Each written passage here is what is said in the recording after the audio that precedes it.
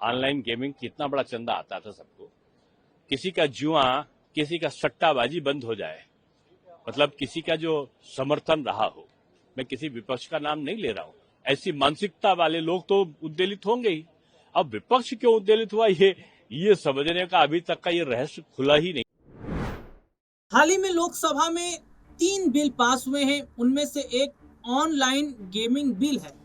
अभी तक आप देखते होंगे किस तरीके से ऑनलाइन गेम्स खेले जाते थे, उनका जमकर प्रचार प्रसार होता था, लेकिन इसमें बहुत बड़ा अगर कहा जाए तो घोटाला जो है वो निकलकर सामने आया और इसके जरिए कहीं ना कहीं देश को भी नुकसान हो रहा था। ऑनलाइन गेमिंग बिल का जो मुद्दा वो पास हुआ, उस पर विपक्ष हंगामा कर रहा है। हालांकि इस पर दिनेश शर्मा बीजेपी के बड़े चेहरे हैं, क्या कुछ कह रहे हैं ये रिपोर्ट आप। ऑनलाइन गेमिंग कितना बड़ा चंदा आता था सबको। किसी का जुआ, किसी का सट्टाबाजी बंद हो जाए, मतलब किसी का जो समर्थन रहा हो, मैं किसी विपक्ष का नाम नहीं ले रहा हूं, ऐसी मानसिकता वाले लोग तो उद्वेलित होंगे ही। अब विपक्ष क्यों उद्वेलित हुआ, ये समझने का अभी तक का ये रहस्य खुला ही नहीं, रहस्य का पर्दा, कि मुख्यमंत्री, मंत्री और प्रधानमंत्री दायरे में आएंगे कानून के। अगर वो भ्रष्टाचार एक किसी प्रकार की चीज है, इस प्रकार का कानून आएगा तो 80%, 75% से ऊपर जो सरकार है वो भाजपा या एनडीए की है, उनको नाराज होना चाहिए था, लेकिन उन्होंने ही प्रस्तुत किया, क्योंकि भ्रष्टाचार के खिलाफ जीरो टॉलरेंस प्रधानमंत्री की नीति।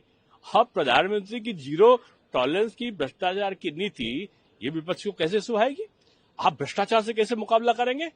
विपक्ष का सबसे बड़ा तो दुराग्रह यही है, जहां पर भ्रष्टाचार का विरोध है उसका विरोध विपक्ष करने के लिए तैयार है। अब सट्टेबाजी, ऑनलाइन गेमिंग बंद हो जाएगी, जुआ बंद हो जाएगा, युवा पीढ़ी का जो एक जीवन चरित्र बिगड़ रहा था वो बंद हो जाएगा। अब दर्द विपक्ष को है। बंगाल वाले तो उछल रहे हैं, कूद रहे हैं, अमर्यादित व्यवहार कर रहे हैं, विधायक फाड़ रहे हैं। सर, वो तो क्यों? 2/3 मेजोरिटी होगा, नहीं होगा, अरे आ ही नहीं पाएगा ये बिल, जो बिल अब वो तो हाँ। अब ऑनलाइन गेम वाले जो संस्थाएं हैं कोई कमजोर थोड़ी हैं, लेकिन मोदी जी इस देश को कमजोर करने वालों को एक एक करके चुनौती भी दे रहे हैं और सफल भी हो रहे हैं। अभिषेक बैनर्जी जो कह रहे हैं कि 2/3 मेजोरिटी तो है नहीं, ये कैसे? आप उनसे पूछिए, आप समर्थन कैसे कर रहे हो इसको, ऑनलाइन गेम को? आपका इंटरेस्ट क्या है? बंगाल में ऑनलाइन गेम वाले का जो ग्रुप है वो आपके साथ कैसे जुड़ा हुआ है? इसका जवाब देना चाहिए ना उनको। उस बिल पे बोल रहे हैं जिसपे मिनिस्टर, चीफ मिनिस्टर और अच्छा, मिनिस्टर चीफ मिनिस्टर वाले पे काहे को घोटाला करो भाई, काहे को भ्रष्टाचार करो, जो आप कानून के दायरे में आओ। अब ईमानदारी से काम करो ना।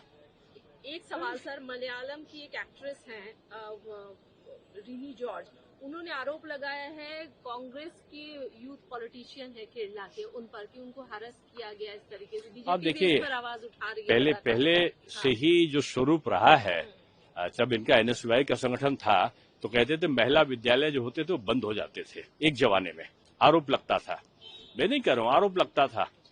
लोग की अंगीठी में, तंदूर की रोटी में डाल देते थे महिलाओं को, ये भी आरोप लगा था।